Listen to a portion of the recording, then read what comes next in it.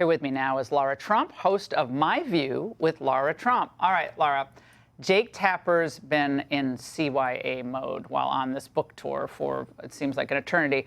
And part of it has something to do with you. Now, I want to remind everyone how he treated you back in, like, 5 years ago when you brought up what you saw, which was Biden's cognitive decline. Yep. Let's watch. What we see on stage with Joe Biden, Jake, is very clearly a cognitive decline. Okay. That's what I'm referring to. It makes me uncomfortable you have to watch somebody on stage search for so amazing. It's so amazing to me that try and figure out an answer. A cognitive decline. Well, when you're trying to tell me that what I was suggesting was I think that you were mocking his stutter. Yeah, I think you were mocking his stutter, and I think you have absolutely no standing to diagnose somebody's cognitive decline. And now, 5 years later, he has his tail between his legs. She was right, and I was wrong. I did not see in the moments he was having, I did not see that as cognitive decline. She did. Our reporting suggests that she was correct. So I feel humility. I've apologized to her. Lara, when did that apology come? And if you don't mind sharing with us, what did he say? Yeah, Jake Tapper called me about 2 months ago, actually.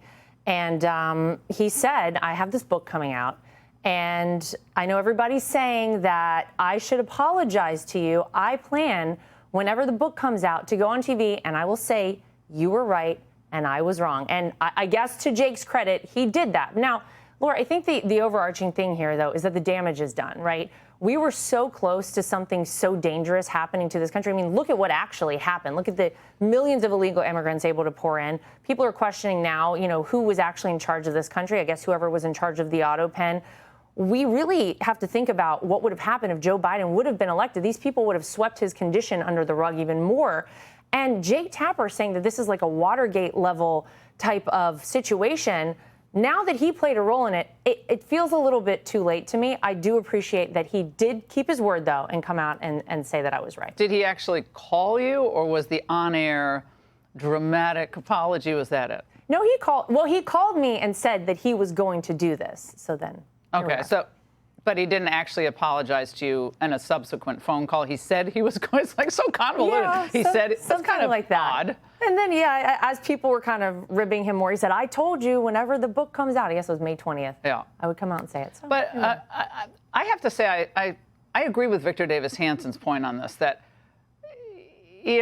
forgiveness is a Christian thing to do. Obviously, forgive people who've wronged you, and that's fine. And it's nice when people apologize. Yeah. But it's a little convenient. It's a little convenient timing. And had that debate gone a little bit differently, right, just a little bit, would any of this be written about, any of this discussed, ever? Well, that's the scary part, I think, to all of us, right? And Jake Tapper can't discount his role in that. No matter how much he wants to come out now and say, you know what, we're going to start calling the shots like we see them actually now. It's too late. And look, you look at the ratings for all of these legacy media outlets. People are not tuning in because they have lost the American people's trust. You can't do this time and time again to people and continue to lie to people in the way they did and think that you're going to get any different result. It's the reason Donald Trump is in the White House right now. People like authenticity. They like people telling them the truth, even when those are hard truths, Laura. That's who Donald Trump is. That's what he's done, and that's why he's in the White House. And what did Donald Trump say? He called them fake news. Yeah. They hate him because he called them what most Americans now believe about the old legacy. Not everybody, but there are some people who work better than others and try harder. But overall, the hatred and loathing toward your family and to Donald Trump for the last 10 years has been astounding, and they wanted him in jail. Yeah. And he was almost killed twice during this fury that they helped build up. We should discuss that as well, because this hatred toward Trump also brought the violence in. It did. And I think this is what happens when you start exposing people, right? People will fight for themselves, and they will fight to hold on to power. They will fight to hold on to the old way of things. And whether it's exposing the legacy media for all the things that they've done that we are now, a lot of people are aware of, finally for the first time, thanks to President Trump, whether it's exposing the general rot in Washington, D.C., something that really had never been addressed before. Donald Trump did all that. And yes, these people were willing to do anything, as disgusting and despicable and un-American as it is.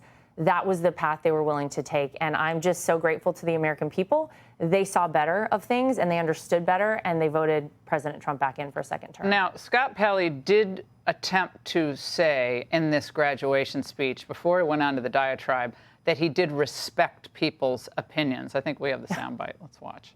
As a reporter, I've learned to respect opinions. Reasonable people differ about the life of our country.